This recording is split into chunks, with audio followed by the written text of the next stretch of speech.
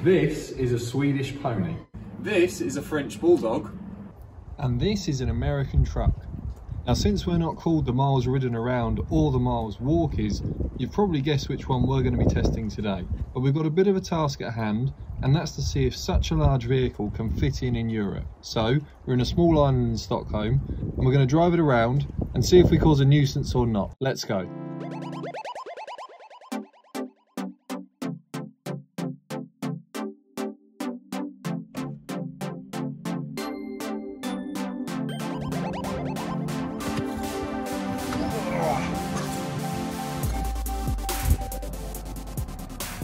So I said our task was to basically go along around this small island in Stockholm and see if at any point we get in people's way, become a nuisance, or if it just feels like something so large is out of place in Europe. We are about to head to a little bit of a closer area where the roads are a bit tighter, near a ski resort. Funny enough, it is Sweden, so no surprise really there would be a massive ski hill in the middle of one of the islands. Oh, there's the tram. Yeah. That's one way to get around Stockholm. So we're in some of these really old bits of Stockholm here, and okay, another car couldn't get past me, but to be honest, I think even if I was in a BMW X5 or even something much smaller like a Volkswagen Golf, cars would have to pull over here. So here it is, here's the ski slope. We're fitting that we're okay, so we're good so far. Here's our first bit of traffic that we're coming along on some of these tighter roads. Now, oh, okay, straight past me, didn't even have to slow down. So, well, first challenge done, but I'm sure there'll be more to come. One of the things that really stands out on this Dodge Ram, I know you can get these in a lot of different specifications, so this is a limited and it has air ride. And I have to say, I was in this car for a couple of days just driving around the back, and unlike a lot of pickup trucks where when you're in the back you can kind of feel like you're seesawing a lot because they want to keep it able to take on a lot of weight in the rear of the vehicle, and so you could end up with just a little bit of a bouncy ride when you're there as just a passenger and the back's empty. But in this, with air suspension, it really takes on a lot of the bumps, the frequencies of the primary ride of the vehicle. Okay, someone else coming up, tight road, and straight past. Okay, I'm becoming even more impressed with this thing. A lot of large vehicles on these roads, especially here, you can see it's gritted, so maybe it does look a little bit narrower on the camera. But sometimes, even in large SUVs, if you can't find the corners, it can be easy for you to feel like, hey, you know, I'm getting in someone's way here, and you end up driving off the road just trying to be nice.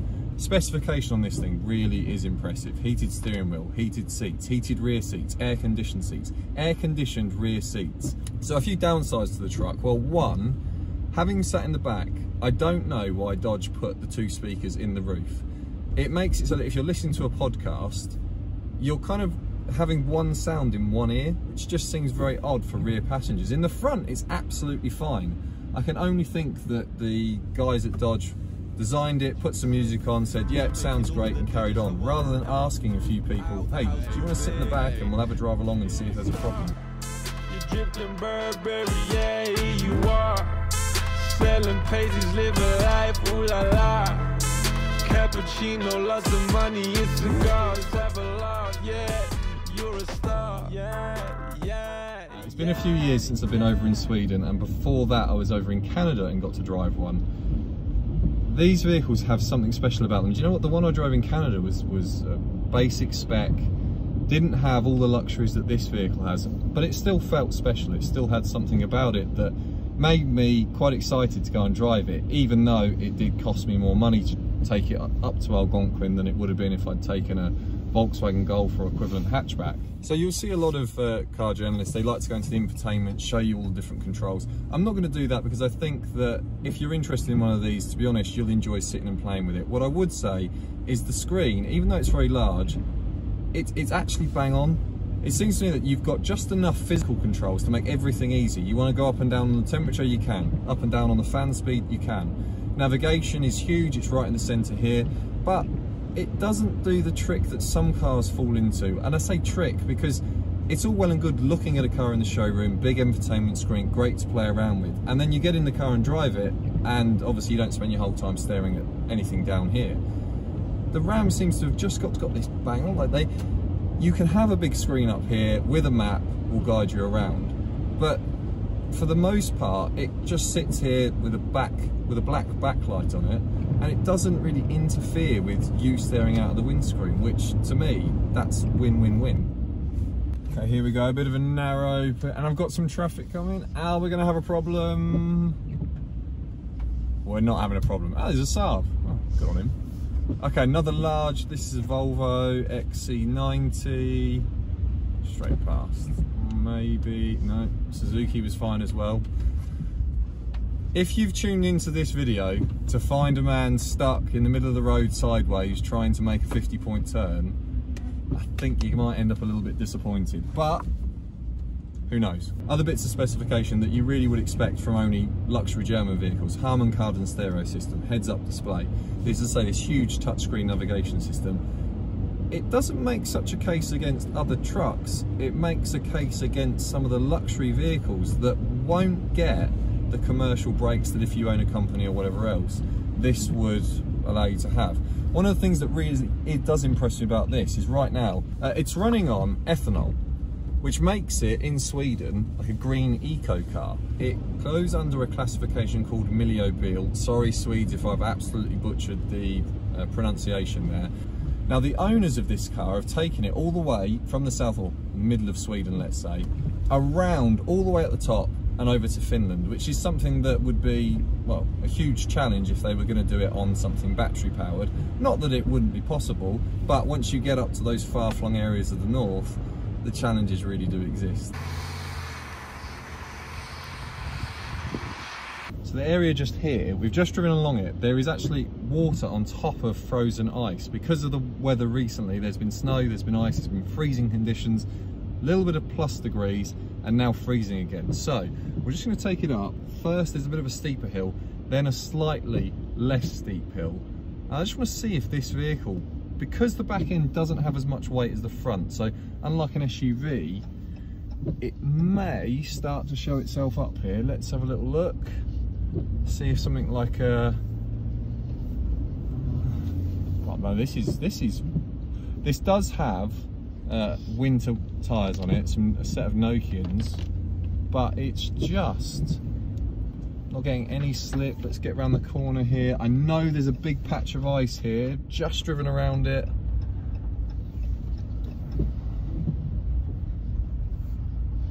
This is about, I'd say 20 degrees, 25 degrees. We're up effortlessly. This is really impressive. If you live in a country where you regularly get snow, ice, really poor conditions that you're having to deal with, this area I'm driving on right now is actually one sheet bit of ice, and it doesn't even, just a tiny shimmy, but really, really, really impressed, really impressed. Kilometers an hour as we go up this slight hill. Just see if we get any slide whatsoever, because the back end was stepping out just a little bit on the way up the steeper end here, even with a little bit of power. If you live in a country where you get snow and ice, well, this is really, really impressive. Let's see if on the way down we've got any issues, any sliding at all. You can see the absolute frozen ice all along the right-hand side, sorry, left-hand side here. Nothing, nothing. Truck, we're gonna get past. Just gone past the bus. Well, he didn't even take a second look at me, so. Okay, another large truck. Arms straight past him. I think, and I might be wrong, I'll put a little quote up below if I'm wrong, but I think it's 4,500 kilos that these things can tow. That is really, really impressive. In fact, if you're in the UK, that's going to be above the standard towing license that you get of 3,500 kilos. So it just shows how capable these vehicles are. For any of you watching who are wondering what these little sticks are on the side of the road, over in countries like Sweden and Northern Europe, they have them because when it snows and you can't see the edges of the road, we've just gone past the bus. That is the closest I've come on this whole trip to feeling like this car felt really large on the road. And it was only the bus's wing mirror that came across, and I'd say just put me to the right hand side of the road there, but wasn't really a major problem. I thought actually we'd struggle a little bit more than that. I mean, the bus driver didn't seem to care. He was carrying on regardless. So one thing that they really didn't get right though, despite having all the controls here exactly where I want them to be, they've put the controls for things like parking sensors and ride height right at the bottom underneath the screen, which would be fine, but it's also where you have the cup holders and the power outlets for your phone and everything else. And it's so easy when you put your hand down here just to knock one of those buttons and accidentally activate lower ride height or something like that. I don't really get why they put them down here. They could have put them on the top of the screen. They could have even moved them up here to this top panel. They're using it for the sunroof anyway. So that to me was a little bit of an oversight, but is it a deal breaker? Probably not. So the big question, should you buy a Ram? Well, if you're in the US, of course, you've got a whole dealer network, loads of support behind it. And honestly, if you're looking at this, an F-150 or a Silverado, I'd get down to the Dodge dealer. I mean, I've driven the F-150. The owners of this car used to have an F-150. They liked it, but the door locks froze in winter, which was, well, pretty bad. But also, they'd had a Dodge Ram before it, and they just missed it, which says something about this vehicle. It's got some character, it's got a way about it that, yeah, other pickup trucks, I'm sure they've got their own character, but there's something special about the Dodge. So if you're in the US, Canada, you can go to an official dealer and just buy one, then I think to me, it's probably a bit of an easier yes. If you're in Europe, now you can find an unofficial retailer that's able to support the vehicle. They'll usually be importing it either from Canada or from the US.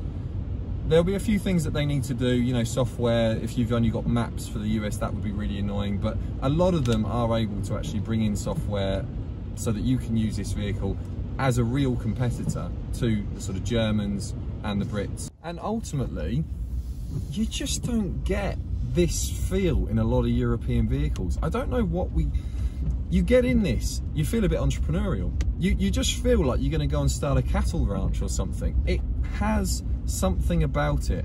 And in a world today where everything is going towards vehicles that have to be, well, closer and closer together, to actually get in a vehicle that has something different about it and makes you feel different, worth its weight in gold. So, well, we're here. I don't seem to have annoyed anyone. I've got past the buses, the trucks, the contraflow lanes, and at the end of it, all I can say is that it genuinely feels like they made this vehicle with a bit of joy in their heart. For me, even being taller, I fit in it absolutely fine. The specification to me, we really are comparing this off to top luxury vehicles. Yet the speakers are a little bit annoying, yet these buttons here being where they are, it's not the best placement. But all in all, I think this is a fantastic package. Now, the only problem I would say, if you are in Europe, there's going to be taxes to pay, there's going to be duty to pay, and there's going to be the shipment to pay. But there are specialists in the UK, there's specialists in Germany, in Sweden, where this vehicle's come from. They got it from Exclusive Cars. And people like that are keeping vehicles over in these countries serviced, they're keeping them supported, making ownership just really, really easy. So,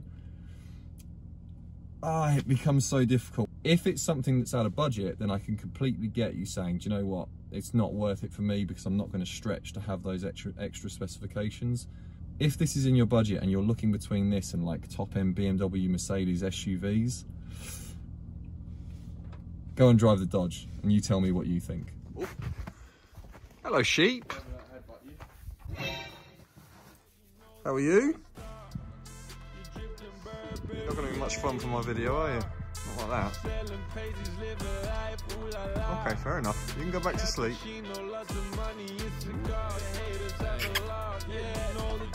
Horse.